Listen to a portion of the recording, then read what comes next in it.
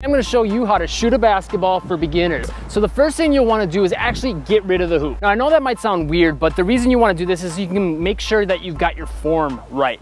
So I'm going to show you some different drills and things you can do without the basketball, and then later we'll get into some stuff for the hoop. But this is all going to make sure you got your form right. So the very first thing I'd have a beginner do is make sure they've got their shot set up the correct way. So I'm a lefty, so you just need to flip everything around. Real simple, just treat me like a mirror image. Have your shooting hand in the middle of the basketball, tight to the hip. So see how my elbow is right tight to the hip here? The other thing you want to do is make sure you got those fingers spread wide on the basketball so you get a nice wide base. I have less control like this, but I would have better control like this.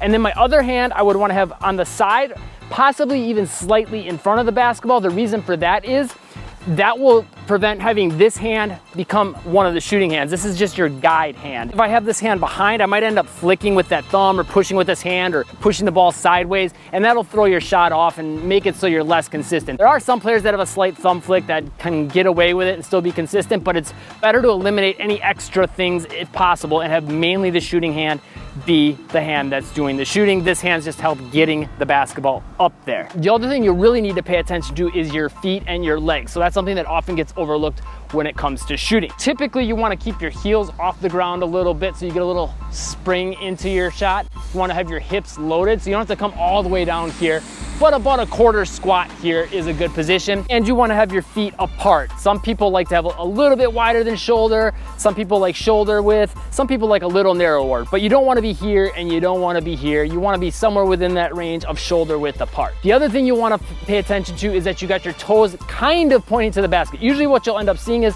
most shooters are going to tilt slightly. So I'm a lefty, I would tilt my feet slightly to the right.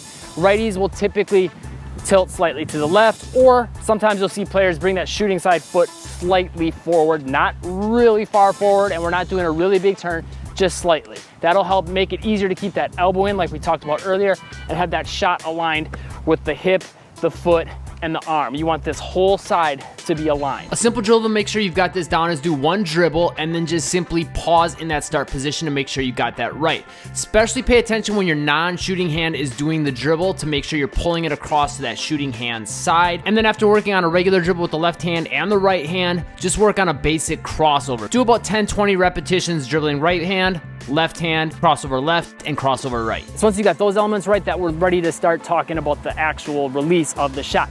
So as we mentioned before, you want to release with just that shooting hand. A couple things you'll want to pay attention to within that. You want this guide hand to drop off right around head height. Some players will tend to do it a little lower. Usually if you're more of a beginner though, you would want to have the hand drop off right at about head height, but don't have it drop down like that. Instead, what I recommend you do is this. Keep that thumb pinned to your hand and the fingers pointing forward. That'll make sure you don't have that thumb flick interference, that you're not pushing the basketball side to side. If you're pushing it forward like this, you won't have to worry about that. With the shooting hand, you don't want to have it straight up. You don't want to have it forward. You want to just here, a little bit above straight up, slightly forward. If this was a clock, you want it about 1 or 2 o'clock. Other thing you'll notice is that shooting arm is going to extend so the elbow locks. The wrist will flick. Some players will be more firm with that wrist and keep it down. Some players will tend to kind of let it be floppy. Whatever's more comfortable for you, go with, just like we talked about with your feet earlier. Other thing you'll want to pay attention to is making this transition up to that point of release smooth. One thing that'll really help with that is as you're going into the shot from this position to bringing it up, try not to lift the ball right up here. Instead, try to have your body come under it. See how that gets my hips loaded like we talked about earlier, and it gets my hand under the basketball, so now I can start getting that force into the shot, and it makes the shot a lot more smooth versus if I just bring it up here. Now there's gonna be this awkward pause, and a lot of that energy coming up will be gone because the ball's just sitting here waiting. But if I can swoop under it into that release, it smooths everything out and makes a nice transfer of energy. So a simple drill you could do for that is simply having your hand come under the basketball and just working on repping that out at first. And then after that, you can work on just shooting the basketball straight up and having it try to land back down by you, keeping that arm up from the shooting hand and that guide hand up as well. So you know you're being consistent with that release, that you're swooping under the basketball and that you're not pushing the basketball left or right, because if it comes straight down, that means you're doing a pretty good job of that. One other thing you could pay attention to is how the basketball spins. you want it to spin almost exactly this way. So if you can get your hand right here on the drill so the basketball is not turned sideways and it's completely straight with the lines perpendicular to where your hand is, then you'll know a lot better if you're getting that perfect rotation. On that release, you'd want one of three things to happen. You'd either want this pointer finger to touch the basketball last, your middle finger, or sort of both with a split finger release. Simple thing you can do to make sure you're doing that part right is that same last drill, but at the end, focus on either having your pointer and your thumb touch to each other if that's the finger you're trying to release with. If you're trying to do your middle finger, then do that one. If you're trying to do the split, have your thumb come right between those two fingers like that. So it would look something like this. That's me doing the pointer finger. Okay, once you're solid with all those things, we're ready to start shooting with the hoop. So the first thing you would want to do with the hoop is always start close. Even if you're advanced, I recommend every player do this for their warm-up at least. If you're a beginner, maybe you're not going to move back much further than that. So you would come next to the hoop. There's two simple drills you can do. They're classics, and I recommend every player does them because they work.